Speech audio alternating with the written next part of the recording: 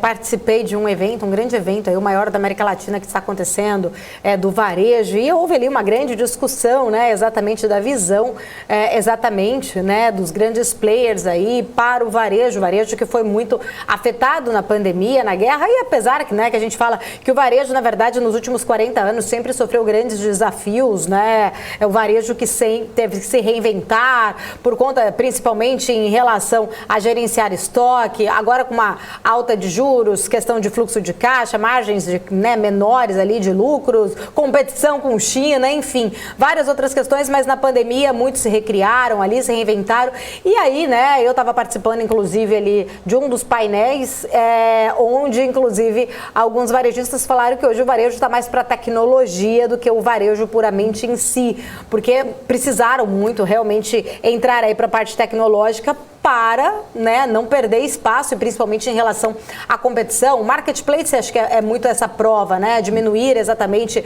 o tamanho dos seus centros para estoques e ter esses redistribuidores. Mas eu queria entender um pouquinho da sua visão, né, como que você enxerga o varejo, que tem aí, a gente tem aí o último trimestre, na verdade, do ano bem movimentado, temos Copa do Mundo, apesar, né, da gente eu ter ouvido muito falado que a pandemia fez com que a linha branca já fosse mais vendida lá atrás, para as pessoas se readequarem no ambiente de home office, do que agora muita gente querer procurar um novo televisor para a Copa, mas a gente sabe que mexe um pouco com isso. Mas tem Copa do Mundo, tem Black Friday, tem Natal, tem Dia das Crianças, tem alguns, né, eventos que realmente, normalmente movimentam o varejo. Temos uma inflação diminuindo, taxa de juros ali, né, ainda um pouco mais alta, mas como que está a tua visão? Eu queria entender um pouquinho você, como um grande profissional do mercado que respeito muito, né? Queria entender um pouco da sua visão. Você acredita aí que realmente o varejo possa surpreender ou você acredita que ainda tem desafios pela frente?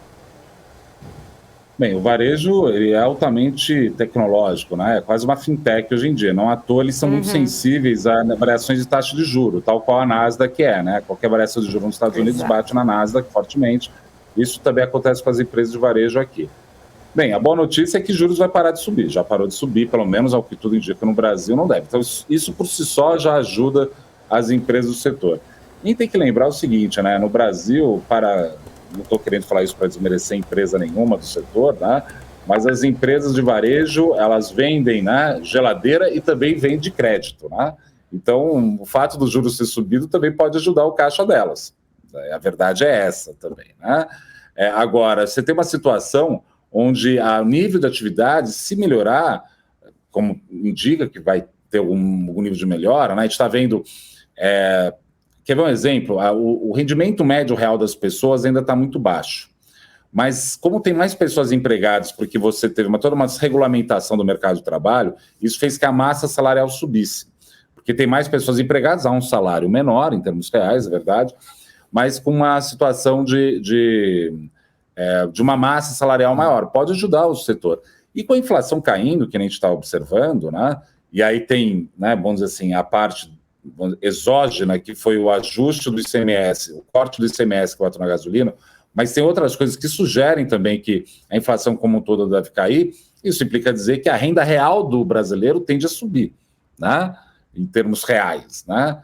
Quer dizer, vai cair menos, né? Mas só que se a economia cresce, talvez vai crescer mais do que a queda da inflação que está sendo observada. Isso tudo é bom para varejo, né? Vamos supor que o ex-presidente Lula ganhe. Isso daí traz, né, um viés que é de consumo de massa, por exemplo, né? Se o presidente Bolsonaro ganhar, ele falou que vai deixar em R$600 o auxílio, também tem uma característica de consumo de massa maior. Então, sim, eu vejo com otimismo.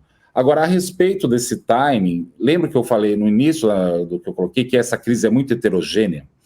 Então, o que a gente viu é que talvez algumas decisões de consumo que eram, vamos dizer assim, bastante estáveis, foram realocadas. Então, de fato, a linha branca, talvez por conta da pandemia, o sujeito foi lá e trocou a TV dele lá atrás, então ele não vai ter que comprar uma outra.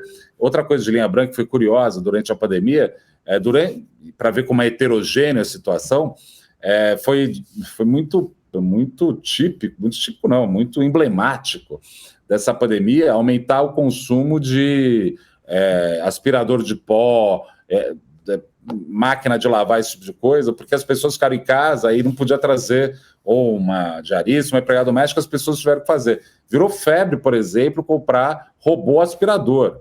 Então, assim, de novo, essa crise é heterogênea. Não tem como agora a gente cravar muita coisa, porque mudou a microeconomia, mudou a macroeconomia. Lá fora está numa situação diferente, mas tudo o que a gente está vendo, pelo menos hoje, na minha opinião, é que o Brasil está passando uma arrebentação, sabe?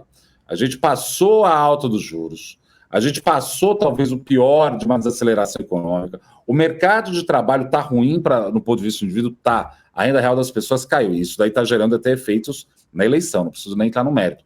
Isso daí tudo já também passou pelo pior. Agora quem está querendo ver é se vai se sustentar isso durante mais um tempo. Muito provavelmente sim, né? Que nem eu disse, né? Os juros, a tendência é cair, o que já abarca várias dessas questões que a gente trouxe, e o varejo eu vejo com muito otimismo, sem dúvida nenhuma.